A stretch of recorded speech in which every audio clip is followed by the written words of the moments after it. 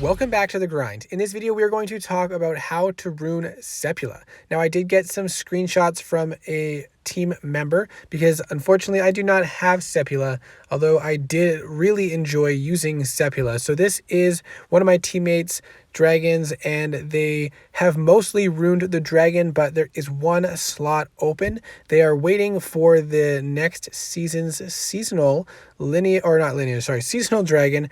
to get that that glyph so that they can put it on this dragon. And so the ideal way to rune Sepulla is not too challenging. Basically, you want to put as much rage in as possible, and you also want as much HP as possible. The attack isn't really as important because Sepulla's spells are based off of modified HP. So the more HP you can add to this dragon, the more your spells will be effective. And rage is also important because while Sepulla does have that mark in order to regain rage, it is not the most easy to time and to grant you rage exactly when you need it.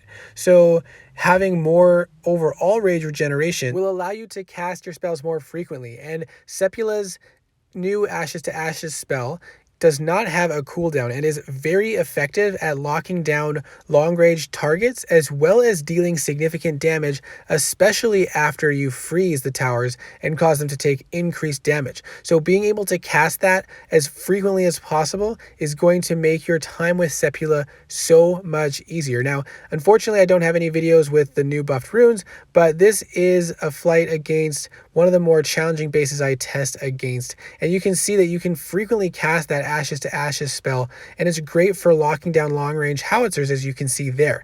The problem is I tend to be out of rage frequently, and having to time that mark spell is very challenging. And so if you have easy access to the freeze when you need it and the Ashes to Ashes spell, you can continue to deal tons of damage and not worry as much about putting the mark down and timing it perfectly. But that will significantly benefit you if you are able to time the time the mark spell on the targets that you know you're going to take out next.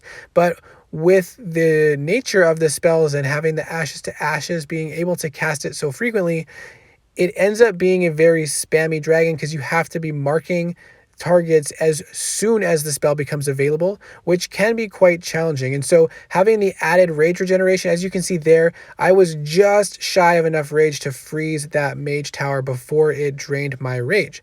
And then recovering after a mage drain, of course, is much easier if you have added rage runes. So these flights were without any rage runes, and having the extra rage would definitely make this dragon so much more effective and a little bit easier to fly because you have much more access to the damage and lockdown ability of Sepulla's spell set. And overall, I really enjoyed Sepulla. Definitely one of the more fun sorcerers that I have used, and I am enjoying my Calivore, definitely, but it would be nice to have the ability of using Sepulla once in a while, especially if you fully rune it, max out all the potential. Then this dragon would be a very fun and enjoyable dragon to fly, as well as being very effective. I do hope that those who got Sepulla are really enjoying flying her. So let me know in the comments if you did end up getting Sepulla, if you are happy with your decision, or if you are second guessing yourself still.